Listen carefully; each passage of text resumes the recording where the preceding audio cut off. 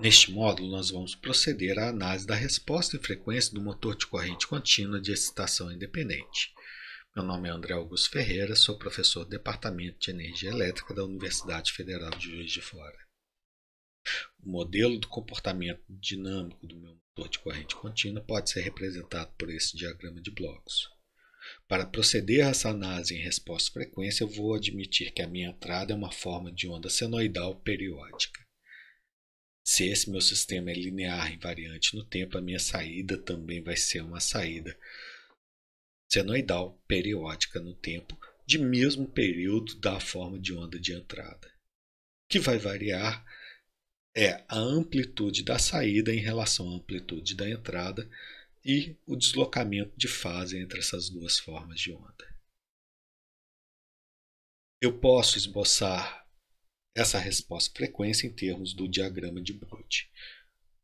Nesse caso, nós temos dois gráficos, um gráfico de módulo e um gráfico de fase, em que no gráfico de módulo eu tenho 20 log na base 10 da relação entre a amplitude da saída pela minha amplitude da entrada, e isso eu vou fazer para cada valor de frequência. Eu vou variar essa frequência dessa forma de onda de entrada e vou anotar aqui o que acontece com a relação entre a saída e a minha entrada. E também vou observar o que acontece com a fase. Para cada valor de frequência que eu vou fazer essa varredura. Uma outra maneira de fazer essa varredura em frequência é através do diagrama de Nyquist, só que aqui eu vou pegar e anotar a relação entre o módulo e a fase, só que de uma forma vetorial. Se eles tiverem a mesma amplitude e a fase for zero, eu vou ter aqui um módulo aqui. Conforme vai variando a frequência, eu vou variando aqui o módulo e a fase. Essa fase é em relação ao eixo real. Vamos supor que agora eu estou fazendo acionamento do meu motor de corrente contínua, que eu desconheço quais são os parâmetros desse meu motor. Eu quero obter o quê? A função de transferência desse sistema. Para tal, a gente vai obter não utilizando a resposta ao degrau, mas a resposta em frequência. Então, na minha entrada aqui, eu vou ter uma forma de onda senoidal periódica. Ela tem um deslocamento CC, isso não tem nenhum problema para o meu sistema.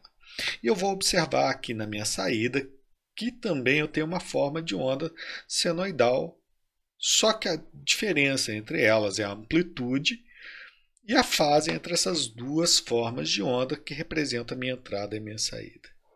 Então, para cada valor de frequência, ou seja, eu estou alterando o período aqui dessa minha forma de onda, eu vou anotar o seguinte, 20 log na base 10 do valor de pico a pico da minha saída dividido pelo valor de pico a pico da minha entrada. Eu vou anotar esse valor aqui no gráfico de módulo em decibéis. Já a fase, eu vou pegar o deslocamento fasorial entre essas duas formas de onda. Bom, o deslocamento fasorial é o quê? É o intervalo de tempo aqui, é uma diferença temporal aqui. Aí eu posso pegar para esse deslocamento fasorial, ΔT, multiplicar pelo ômega, vezes 180 graus dividido por π. Vamos utilizar agora o PSIM para realizar a simulação do nosso conversor full bridge. Então eu vou vir aqui em novo projeto. Nesse novo projeto eu tenho uma barra aqui de componentes, então eu vou aproveitar esse acesso rápido. Então vou utilizar aqui o MOSFET, vou utilizar 4 interruptores. Então 1, 2, 3 e 4. Já tenho aqui os 4 interruptores aqui. Vou utilizar a fonte CC, eu também tenho ela aqui já, ó, nesse acesso rápido. Então vou utilizar duas fontes CCs. Além dessas fontes CCs, agora eu vou fazer a conexão entre esses elementos aqui para a nossa topologia do conversor. Do tipo, eu clico com o botão direito do mouse para ele gerar aqui o componente. Então, aqui agora eu vou traçar as linhas, ou seja, os fios conectando os elementos. Então, eu venho aqui, ó, em fio, e já traço aqui, ó. Então, eu já tracei aqui a estrutura básica aqui do nosso conversor em ponte completa.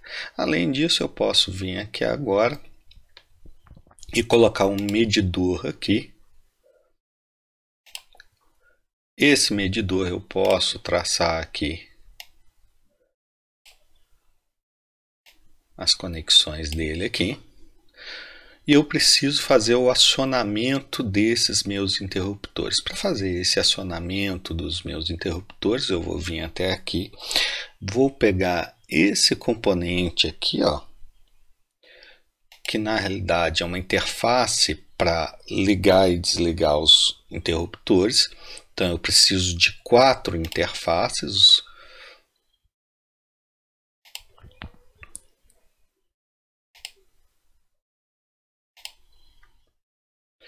Também vou utilizar aqui uma entrada do tipo NOT, meu componente NOT. Clico com o botão direito do mouse para selecionar esse componente. Então, quando esses dois interruptores estiverem on, esses outros dois interruptores aqui têm que estar desligados para eu não dar um curto-circuito no meu conversor. Então, para esse conversor aqui eu vou estar desligado e esse outro conversor aqui também tem que estar desligado. Então, já fiz aqui a minha projeção do que eu quero aqui. Além disso, eu vou precisar de um comparador. Esse comparador eu posso pegar ele aqui diretamente.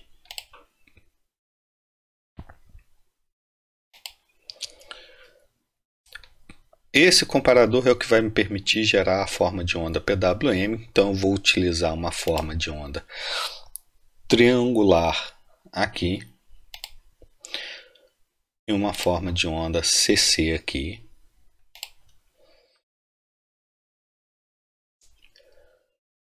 E vou fazer as conexões aqui que a gente deve fazer para esses nossos elementos.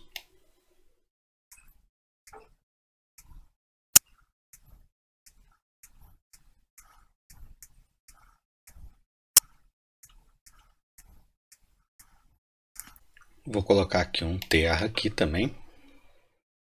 E para simular eu também preciso desse bloco aqui que é o controle da simulação. Bom, agora eu posso começar a configurar os parâmetros de simulação. O time step aqui eu vou colocar como um expoente menos 6. E o tempo total de 0.01 ou um expoente menos 3. Essa fonte aqui, o valor de pico a pico vai ser 1. E sem deslocamento de offset, vai ser nulo aqui o deslocamento de offset. Razão cíclica que eu vou deixar igual a meio mesmo. E a frequência eu vou colocar aqui de 10 kHz.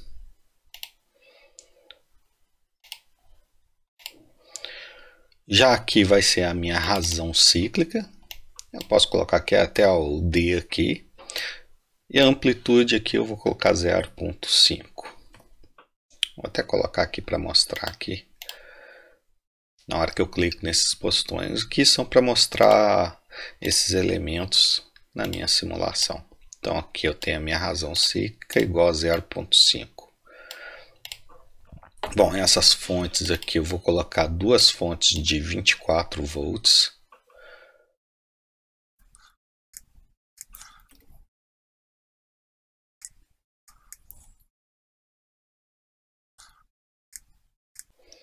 Então tem aqui as minhas duas fontes de 24 volts.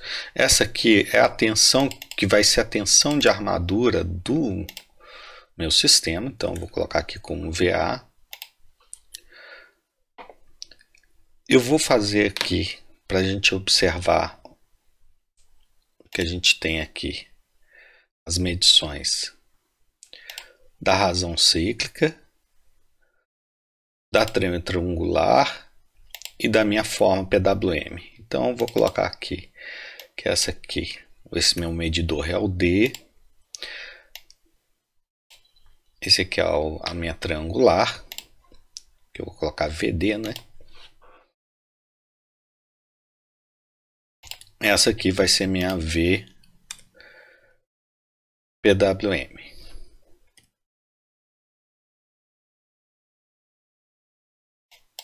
Bom, configurados os parâmetros de simulação, então vamos proceder aqui à simulação. Então eu posso vir aqui, executar a simulação, simplesmente usar a tecla F8. Então eu estou fazendo aqui a simulação, ele já me dá aqui a janela aqui. A primeira coisa que eu vou fazer, eu vou mostrar a comparação entre VD e a minha V triangular. Então ela deu esse gráfico aqui, essa comparação dessas duas formas de onda. Eu posso adicionar um novo gráfico. Então para adicionar aqui agora um novo gráfico, eu venho aqui está a minha VPWM. Então eu tenho aqui a forma de onda PWM que está sendo aplicado ao meu conversor, e vou adicionar agora a minha forma de onda, que seria para a tensão de armadura que eu vou aplicar ao meu motor. Então eu posso verificar aqui essa forma de onda, que é a mesma da forma de onda aqui em cima. Então a comparação entre a minha razão cíclica e a minha PWM vai me dar essa forma de pulso que está sendo aplicado lá aos meus interruptores, e isso está me gerando essa forma de onda para aplicar ao meu motor. Eu posso vir aqui agora na minha simulação aqui e posso mudar o valor da razão cíclica para ver o que acontece. Se eu mudar aqui, por exemplo, para 0,8, então eu posso observar aqui o que vai acontecer na minha simulação. Mudei a razão cíclica, também mudei aqui o intervalo de tempo em que o nível lógico está alto. Ele está 80% do tempo nível lógico alto. Se eu quiser deixar essa forma de onda com esse aspecto aqui, deixar uma forma de onda mais retangular aqui, eu teria que aumentar a quantidade de pontos aqui. Então eu posso vir aqui e aumentar aqui, por exemplo, para um expoente -7, isso vai colocar muito mais pontos ali para a minha simulação. Então eu já observo, já melhorou a resolução aqui da figura, e aí a gente pode agora proceder ao acionamento do motor de corrente contínua. Para fazer agora a simulação do comportamento do meu motor de corrente contínua, eu já vou usar um bloco pronto aqui, eu vou aqui em Elementos, Power, Motor Drive, Máquina CC. Bom, eu vou utilizar já o modelo do motor de corrente contínua. Para isso eu vou medir também a corrente aqui no eixo desse meu motor. Além de medir o valor da corrente, eu também quero medir a velocidade. Então vou aqui, Elementos, tem aqui em Cargas Mecânicas. Aí eu posso usar aqui um sensor de velocidade. Esse sensor de velocidade mede a velocidade em termos de RPM, a unidade. Também posso medir o conjugado. Vou aqui em Sensores, medição de conjugado. Posso atribuir aqui no eixo também do meu motor uma carga mecânica. Vou colocar uma carga de conjugado constante associada aqui nesse eixo aqui. Vou colocar aqui os medidores de velocidade. Então vou pegar aqui um medidor para velocidade, um medidor para a corrente. Clico no botão direito do mouse, pronto. Consegui aqui velocidade e conjugado. Aqui eu posso colocar o terra aqui. Para alimentar o circuito de campo, eu vou vir aqui e vou usar uma fonte de corrente CC. Essa fonte de corrente CC eu vou ligar aqui no meu circuito de campo, vou colocar uma fonte de corrente CC de 1 ampere aqui para alimentar esse meu motor. Muito bem. Agora falta fazer as conexões elétricas do meu motor. Então posso pegar aqui, ligar aqui. Meu motor, eu estou ligando aqui os terminais dele. Essa aqui vai ser minha corrente de armadura, que vai ser a minha corrente A. Aqui é o meu sensor de velocidade, então eu vou colocar um VRPM.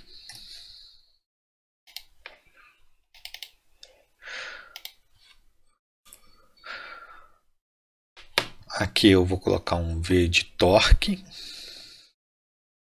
que é a medição de conjugado. E aqui, já que eu vou agora utilizar a resposta em frequência que eu quero obter, a resposta em frequência, então eu vou utilizar aqui uma fonte senoidal. Essa fonte senoidal,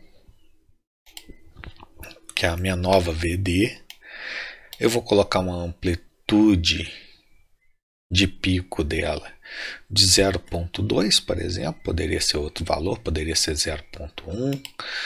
A frequência dela, bom, aí eu vou precisar fazer uma varredura em frequência, mas vou começar lá em 0,1 Hz e vou dar um offset nela de 0,5.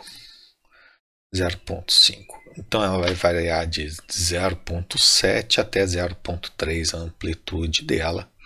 Eu também preciso ajustar aqui meu tempo de simulação. Eu vou colocar um expoente -5, não preciso de tanta resolução aqui, já que eu quero em 0,1 Hz, isso vai dar 10 segundos, então vou plotar 30 segundos, só que eu não vou esboçar os 20 primeiros segundos aqui. Então vou colocar um período dessa forma de onda para ilustrar aqui o comportamento, que aí eu já atingi o regime permanente desse motor de corrente contínua. Então agora já posso fazer a minha simulação. Na minha simulação eu vou observar que eu vou gastar aqui um tempo considerável.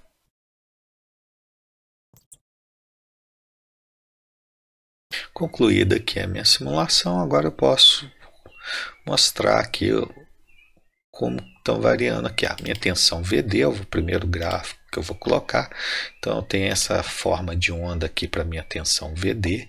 Então a gente pode ver que o valor máximo é 0,7, o valor mínimo é 0,3.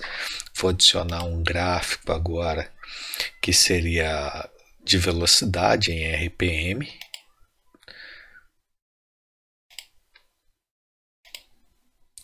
Adicionei o meu gráfico aqui de velocidade, portanto agora já tem essas duas curvas aqui para o meu motor. Eu posso verificar aqui, através dessa ferramenta, o valor médio. Por que é interessante eu verificar o valor médio? Bom, porque eu posso pegar aqui, ó, desde o início aqui até o final, separar aqui, eu já tenho o valor médio aqui que vale 14,8. Eu vou adicionar agora um novo gráfico para eu conseguir medir o defasamento essas duas formas de onda. E vou adicionar aqui um novo gráfico em que eu vou colocar a minha tensão VD, só que ela sem o valor médio dela. O valor médio dela vale 0,5. Então, menos 0,5.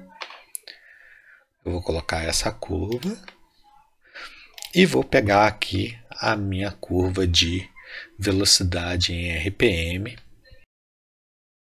menos valor aqui é 14,8751, então na realidade é mais, para tirar o valor CC, 14,8751 0,8751. Vou multiplicar isso daqui. Dividir por 1000 é multiplicar por 1e menos 3. Vou adicionar essa curva.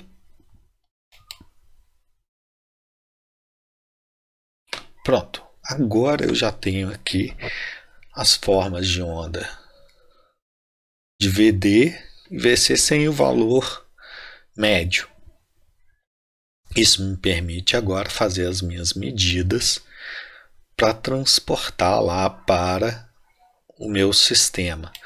Para proceder à análise dos nossos gráficos aqui, eu vou utilizar essa ferramenta auxiliar do PSIM, que é mostrar as medidas. Que além das medidas aqui na escala do tempo, eu quero as medidas de amplitude. Pronto, já selecionei aqui, ele mostrou aqui, ó. Tem aqui o 1 e tem o 2 aqui. Bom, para tal agora eu vou selecionar a partir do 2, o gráfico 2. Então, clico sobre primeiro o gráfico 2, a medida 2, seleciono aqui, ó, o máximo global. Ela já pegou, clico sobre a medida 1, vou selecionar o mínimo global. Pronto, ele pegou o valor de pico a pico. Esse valor de pico a pico aqui deu 0,6. Mas nota, é 0,6, só que eu tenho que multiplicar por 1000, já que eu tinha multiplicado por um expoente menos 3. Então, é 600. A mesma coisa agora eu vou fazer para VD. Vou pegar o máximo global aqui, o mínimo global dele, dá uma diferença de 0,4. Óbvio, porque está variando entre 0,7 e 0,3, que a gente já tinha planejado isso daí. Então, se eu for anotar agora no Scilab, eu posso vir aqui, anotar f de 1, que é a minha primeira frequência. É igual a 0,1 Hz. Período vale 10 segundos, portanto é 0,1. Já a magnitude, 1, que foi o valor que eu encontrei agora, só que eu já vou fazer calcular o valor. Vai ser 20 vezes log na base 10 de 600 dividido por 0,4. Ponto e vírgula. Enter. Já a minha fase, eu já vou fazer de uma outra maneira a minha fase. A minha fase eu vou verificar aqui a passagem por zero da curva azul. Para facilitar a verificação desse passagem por zero, eu vou pegar aqui no indicador X2, eu vou verificar quanto que vai trocar o sinal. Quando trocar o sinal aqui, ou ficar um número muito diminuto aqui, é o sinal de passagem por zero, porque eu preciso pegar o intervalo de tempo que ocorre essa passagem por zero. Então, eu pego mais ou menos aqui, vou diminuindo aqui agora, vou ajustando até ele se tornar um tanto quanto negativo. Pronto. Então, um valor muito diminuto agora. Eu tenho intervalos de 0,597 segundos. Eu tenho que diminuir 20 segundos aqui, já que o meu gráfico aqui começa em 20. Como o valor aqui ele começa no valor negativo, essa fase é uma fase negativa, né? Então, vai ser menos 0,597, que é o meu intervalo de tempo. Então, a minha fase 1 vale menos 0,597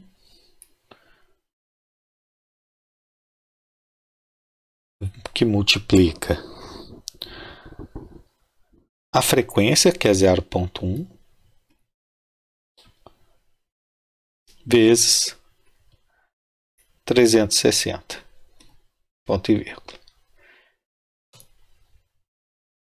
Então a minha fase inicial vale menos 21,5 graus. Eu teria então, na realidade, já que está valendo esse valor, ter medido uma frequência bem anterior previamente, que era um 0,01 Hz ali, já que está variando. Mas vamos fazer o seguinte, vamos passar para o próximo ponto, que seria a frequência 2 de 1 Hz.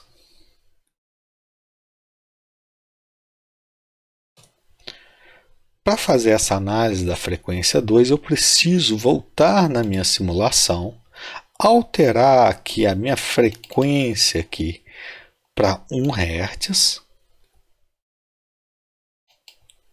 alterar também aqui, agora meu tempo vai ser só de 1 segundo, então eu vou deixar esse tempo aqui, o tempo total de 3 segundos, aqui 0,2, a minha simulação agora vai ser bem mais rápida.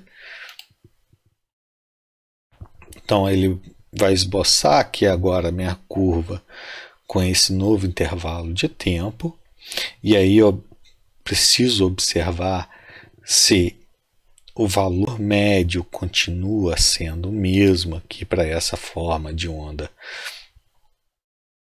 de velocidade RPM, para saber se eu estou diminuindo corretamente esse valor.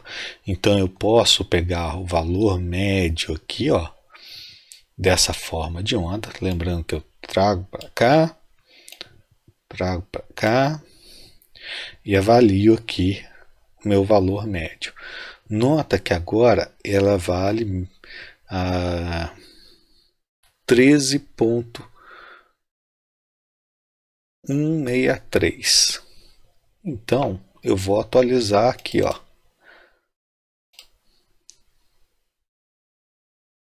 Vou clicar aqui em remover. Agora ela vale 13,163. Adiciono aqui novamente a minha curva aqui. Esse cuidado aqui se deve principalmente para eu pegar corretamente a passagem por zero, ter um ângulo de fase bem preciso na hora da minha análise aqui para essa curva aqui. Para facilitar o processo de construção do gráfico do diagrama de Bode, eu utilizei o bloco de notas do Scilab que chama Essay Notes. Nesse arquivo aqui eu já fiz o que? Eu já computei como é que estão organizados os dados de frequência, um vetor aqui, os valores de frequência, os de magnitude e os de fase. Então o que eu fui fazendo passo a passo lá anteriormente, eu fui colocando aqui. Só que aqui eu estou abrindo um outro exemplo, não aquele que a gente estava construindo. Bom, o W aqui é igual a 2 vezes o π vezes o f, para ter a frequência em radianos por segundo. O π aqui, nota que tem um porcento antes, para o Scilab entender que é o valor de π. Já aqui eu tenho o primeiro gráfico, que é o gráfico de magnitude, e o segundo gráfico aqui é o gráfico de fase. Isso tudo para ter um só gráfico com as duas formas de onda aqui. Então, nota que aqui eu estou colocando um plot LN. O N é de escala e L é de logaritmo. Então, a escala logaritma. O W aqui é esse W aqui que eu fui em função da frequência. O magnitude e a curva em azul aqui, com esse asterisco. Então, se eu executar agora esse comando, eu vou poder ver agora o gráfico, que é o gráfico do diagrama de Bode. Então, ele foi ponto a ponto, colocando aqui a escala aqui em logarítmica. Então, eu tenho aqui o diagrama de Bode representando o meu sistema. Esse diagrama de Bode, ele é muito importante. Por quê? Porque ele me permite identificar qual que é a função de transferência do meu sistema. Eu posso ver que eu tenho aqui uma ressonância, a fase aqui varia em 2 décadas, aqui 180 graus, portanto esse sistema aqui é um sistema subamortecido. Posso pegar informações de margem de ganho e margem de fase para fazer os meus cômputos aí e descobrir qual que é essa função de transferência. Vamos considerar que eu desejo estudar qual a influência do meu conjugado de carga sobre a corrente de armadura do meu motor CC. E eu obtive para esse estudo essa curva de resposta e frequência que relaciona essas duas grandezas. Como é possível observar, em baixa frequência aqui eu tenho um ganho CC aqui, tenho uma ressonância e tenho aqui um decaimento. Se eu colocar em 1 década aqui, eu vou observar que esse decaimento aqui é de 40 dB por década. A fase gira aqui de 0 a 180 graus em 2 décadas. Portanto, é um sistema de segunda ordem com algum coeficiente de amortecimento menor do que 1. Muito bem. Então, se eu considerar que eu vou ter uma entrada, basta eu ter essa entrada que eu consigo prever qual que vai ser a minha saída. No nosso caso, vamos considerar que a minha entrada é essa forma de onda aqui, de conjugado de carga. É possível observar que eu tenho um valor médio aqui. Superposto a esse valor médio, eu tenho uma componente senoidal em alta frequência. Além dessa componente senoidal em alta frequência, eu tenho uma modulação aqui em baixa frequência. Se eu aplicar a transformada de Laplace a esse sistema, o que eu vou observar é uma componente CC de 14 Nm associada a uma componente CA de 1 kHz, 5 Nm, mais uma componente CA de 1 Nm e frequência de 50 Hz. Se eu quero saber como que vai ser a minha saída, eu vou poder prever a partir aqui da minha resposta em frequência. Então, olhando aqui em baixa frequência, o que eu posso perceber é, bom, eu tenho um ganho aqui de 1.585. Então, eu preciso transformar esse valor em decibéis para ganho efetivamente. Para fazer isso, eu vou 10 elevado a 1.585 dividido por 20 vezes a minha entrada CC lá, que é de 14 Nm. Então eu vou ter uma corrente na saída de 16,8 amperes. Posso repetir o mesmo raciocínio agora para 50 Hz. Bom, para 50 Hz, o que eu vou ter é o seguinte: em 50 Hz, eu vou pegar aqui, ó, 50 Hz, eu vou observar aqui que em 50 Hz o ganho é aproximadamente 2,6, em 50 Hz eu vou ter aqui uma fase de aproximadamente menos 70 graus. Eu posso até vir aqui, ó, tentar aproximar mais. Então, 2,6 o ganho. Então eu vou jogar esse valor aqui, 10 elevado a 2,6. Opa, vezes 14, não. A frequência ali, a amplitude é de 1. Então é aproximadamente 1,35 a amplitude que sai. Então nota que a amplitude da minha componente de 50 Hz ela aumentou 35%, que é bastante considerável. Já a minha componente de 1 kHz, eu posso verificar aqui 1 kHz, é aproximadamente menos 47 dB, e a fase aqui é aproximadamente menos 180 graus. se eu fizer essas contas aqui, menos 47 dB,